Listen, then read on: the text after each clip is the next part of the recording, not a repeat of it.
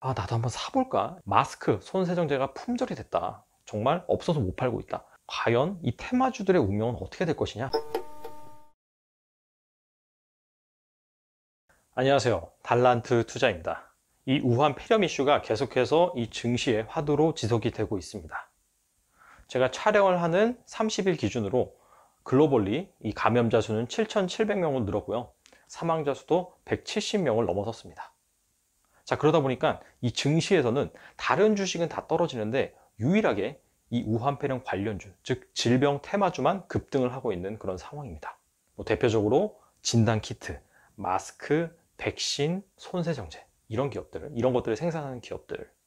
자, 그런데 이게 다른 주식은 다 떨어지고 이 우한폐렴 관련된 질병 테마주만 오르니까 슬슬 투자자들이 나도 한번 사볼까 이런 고민에 빠지고 있는 그런 시기입니다. 왜냐하면은 실제로 이 언론, 뉴스에서 보도한 바에 따르면은 마스크, 손세정제가 품절이 됐다. 정말 없어서 못 팔고 있다. 자, 이런 식의 뉴스가 계속해서 나오거든요. 실제로 저도 오늘 마트를 갔는데 이 손세정제 코너만 통통 비어 있더라고요. 아니, 정말 그렇다면은 이렇게 마스크가 잘 팔리고 손세정제가 잘 팔리면은 이 관련 업체들의 실적이 폭발적으로 증가하는 것이 아닐까?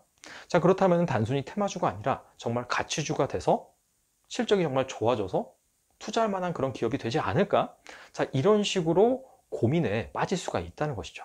자, 그래서 오늘은 정말로 이런 마스크 그리고 손세정제 이런 것들을 만드는 기업이 이번 우한 폐렴 이슈로 정말 실적이 폭발적으로 늘어나서 가치주가 될 건지, 자, 그래서 이런 기업들을 실제로 펀드멘탈적으로 접근해도 되는지 여기에 대해서 한번 알아보도록 하겠습니다. 우한 폐렴과 가장 유사한 그런 전염병 이슈가 가장 최근에 언제 있었느냐? 바로 2015년. 바로 메르스죠, 메르스. 자, 메르스 당시 2015년 한 5월 달이죠. 이때 우리나라에 첫 감염자가 발생을 했고 한 3개월 정도 유행을 했었는데 총 186명의 감염자 그리고 38명의 사망자를 낳았습니다. 자, 그래서 이 전염성은 메르스가 낮지만은 치사율은 훨씬 높다. 우한 폐렴에 비해서. 자, 이런 평가고요. 그리고 사실 우한폐렴은 지금 중국에서 상당히 화제가 되고 있죠. 자, 우리나라 같은 경우에도 촬영 당일 기준 총 6명의 확진자가 발생을 했는데 아직 사망자는 없습니다. 자, 이런 것들을 감안을 한다면은 메르스 당시에 우리나라 국민들이 느꼈을 공포가 훨씬 더 컸다. 자, 이렇게 볼 수가 있어요. 실질적으로 제가 그 기억을 더듬어 보면은 제가 길거리를 돌아다녀 봤을 때 거의 절반 정도에 해당되는 분들이 마스크를 쓰고 계셨더라고요. 메르스 당시에. 자, 그렇다면은 마스크를 생산하는 기업 대표적으로 제가 5개를 꼽았습니다.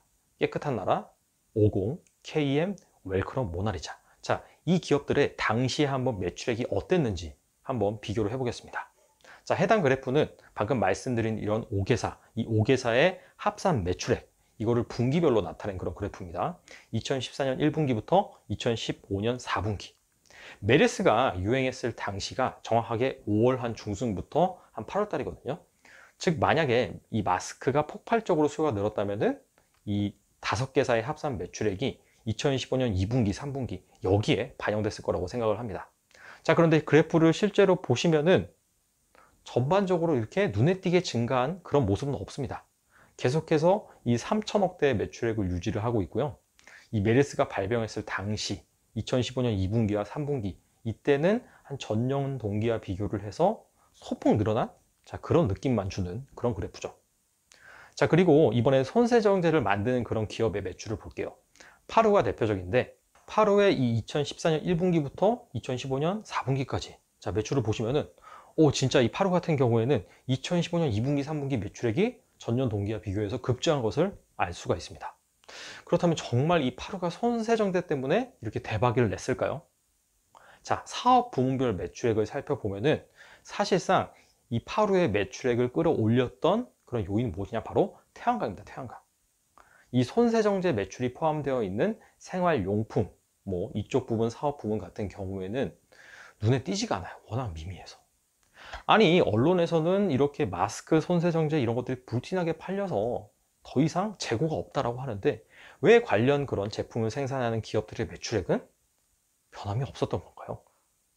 첫 번째 이유는 무엇이냐면은 실제로 이 마스크 관련주 그리고 손세정제 관련주라고 하는 그런 기업들이 관련 제품을 생산하긴 하나 비중이 상당히 미미하기 때문이에요.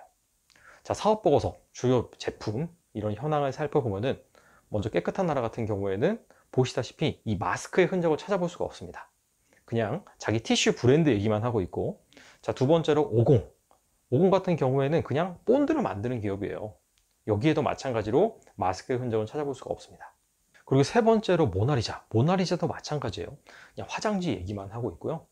그리고 네 번째로 웰크론은 좀 다양한 사업 부문을 가지고 있습니다. 자, 그래서 좀 자세히 들여다보면은 마스크 원단, 그리고 마스크를 생산하는 그런 사업부가 있어요.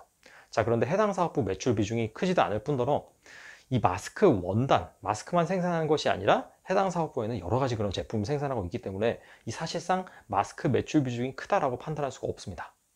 마지막으로 KM 같은 경우에는 원래 이제 반도체 관련돼서 장비, 설비, 방진복 이런 것들을 만드는 기업인데, 실제로 이 마스크류 해서 황사, 미세먼지용 마스크라는 그런 품목을 생산하고 있고, 해당 매출 비중이 12%가 조금 넘습니다.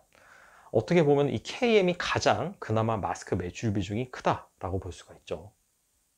자, 그리고 이번엔 파루를 살펴보면은, 자, 손세정제를 만드는 그런 사업 부문이 있어요.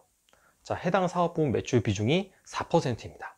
그런데 이 사업 부분에서는 손세정제만 만드는 것이 아니죠. 다른 그런 다양한 품목도 만듭니다. 자, 달리 말하면은 손세정제 매출액은 이 4%보다도 훨씬 더 낮다라고 이렇게 정리를 해볼 수가 있겠죠. 자, 그리고 두 번째로는 사실 방금 말씀드린 그런 기업들 말고도 손세정제와 이 마스크를 만드는 기업이 많이 있어요. 웬만한 대기업들, 제약사들, 그리고 생활용품을 만드는 그런 기업들 같은 경우에도 관련 제품을 어느 정도 생산을 합니다. 자, 그렇기 때문에 이 분산되는 효과가 있을 것이고, 그리고 정말 중요한 것은 무엇이냐면은 이 전염병 이슈는 사실 장기화될 가능성이 크지는 않습니다. 역사적으로 살펴봐도 한 2, 3개월이면은 다 종식이 됐거든요. 만약에 이 전염병 이슈가 정말 1년, 2년, 3년 계속해서 간다라고 한다면은 정말 이 관련 제품을 생산한 기업들이 공장을 지어서 어떻게든 많이 생산을 해서 팔고, 그러면 계속해서 매출액이 증가를 하겠죠. 자, 그렇다면 정말 이런 종목들이, 이런 기업들이 가치주가 될 수가 있겠죠. 하지만은 역사적으로 봤을 때 이 전염병 이슈는 단기간에 마무리될 가능성이 크다. 즉, 이번에 실적이 반짝하더라도 이것은 그냥 일회성일 뿐이다. 자, 이렇게 볼 수가 있습니다. 자, 그래서 지금은 이 테마주들이 활개를 칠지도 모르지만은 시간이 좀 지나면은 하락할 수가 있다. 자, 이렇게 정리를 할 수가 있어요. 그렇다면은 실제로 과연 이 테마주들의 운명은 어떻게 될 것이냐? 자, 이것도 메르스 당시에 이 관련 주식들의 주가를 보면서 설명을 해드리겠습니다. 자, 보시는 그래프는 실제 이 메르스 감염자 증가 추이, 그리고 관련 테마주들의 그런 주가를 다 짬뽕을 시켜서 지수화를 했어요. 자, 그래서 이 감염자 수 증가 추이와 그 다음에 테마주의 그런 주가 추이를 같이 비교해 볼 수 있는 그런 그래프입니다. 자, 그래서 메르스 감염이 5월 중순부터 시작이 됐거든요. 보시다시피 테마주가 상당히 빨리 반응을 했습니다. 거의 지수가 100에서 단기간에 150까지 갔으니까 단기간에 무려 주가가 50%나 급등을 한 거예요. 자, 그런데 그 이후로 메르스 감염자가 계속해서 늘어나고 있는데 오히려 이런 테마주들은 좀 조정을 받는 그런 흐름을 보였어요. 그리고 일정 수준에서 계속해서 횡보를 합니다. 자, 이건 왜 그러냐면은 처음에 뭔가 강력한 테마 이슈가 나오잖아요. 그럼 관련 주식들은 다 오릅니다. 자, 그런데 어느 정도 많이 올랐다라고 한다면은 그때부터는 좀 피로도가 쌓여요. 그 다음에 차익 실현, 그 욕구가 강해집니다. 자, 그러면서 어떻게 되느냐? 순환매를 돕니다. 가령 진단 키트, 마스크, 손세정제. 자, 이런 기업들이 동시다발적으로 다 오르는 것이 아니라 돌아가면서 오른다는 거죠. 예를 들어서 마스크가 오를 때가 있고 아니면은 손세정제가 오를 때가 있고. 자, 그런데 마스크가 오를 때는 나머지 그런 주식들은 조정을 받는 거예요.